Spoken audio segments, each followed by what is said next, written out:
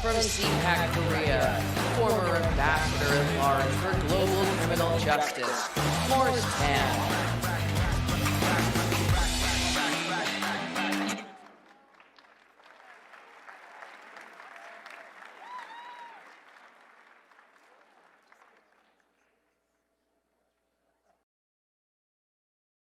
CPAC. It was my honor to serve in President Donald J. Trump's first term as his ambassador-at-large for global criminal justice. And I want to hearken back to a little bit of history here. In 1950, the Joseph Stalin-installed government of North Korea invaded South Korea to seek to overrun it. And in that conflict, a US-led coalition of 20-some countries repelled the communist aggression at the price of 50,000 American casualties.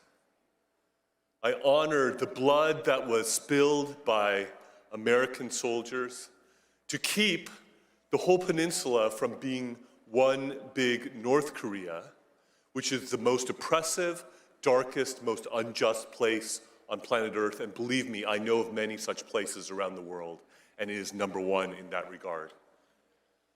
Now, South Korea stands on the edge of a cliff. The democracy in South Korea is in a danger that it has not been in for decades.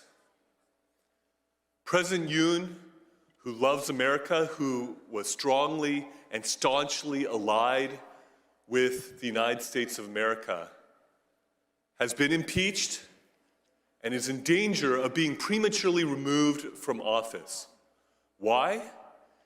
Because he had the courage to stick out his neck and say that there are things that are amiss in South Korea because there have been many indications of election fraud. Thing about that, I think, here in the United States. And there is a parallel situation going on.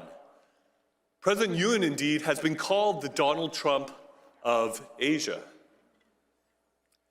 And he declared martial law in order to try to seize evidence in regards to the election cheating that he believes has run rampant and has given the Liberal Democratic Party in South Korea an overwhelming supermajority in South Korea that they have used in legislative tyranny to overrun the country, to give a haven to North Korean spies, to welcome the influence of the Chinese Communist Party,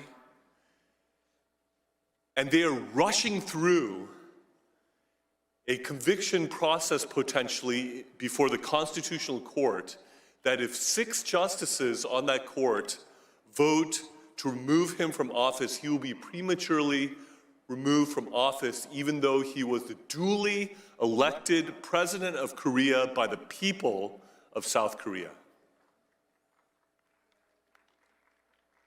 They are rushing this through because his chief political rival who wants to supplant him as president, Lee Jae-myung, who has allegedly sent millions of dollars over to North Korea against US sanctions and against the UN Security Council sanctions, who has aligned himself with North Korea and with the Chinese Communist Party, is himself accused of various crimes that if he is convicted, he would be disqualified from being a candidate for president of South Korea.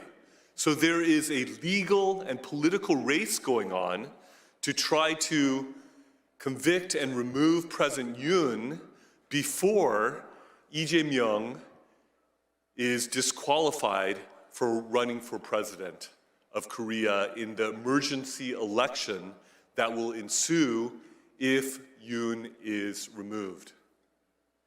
This is an issue for which freedom-loving, democracy-loving Americans should not be neutral. This is a situation where our government and our people should stand with our allies in South Korea and with President Yoon and stand up and be counted and let the world know that the robbing of democracy and the destruction of democracy, that we spilled blood to the tune of 50,000 casualties in the Korean War, will not be in vain, but that the democracy in South Korea could flourish and the people's elected president, President Yoon, who loves America, who is closely aligned with America, would be able to be vindicated in the Constitutional Court and restored to his rightful office. Thank you.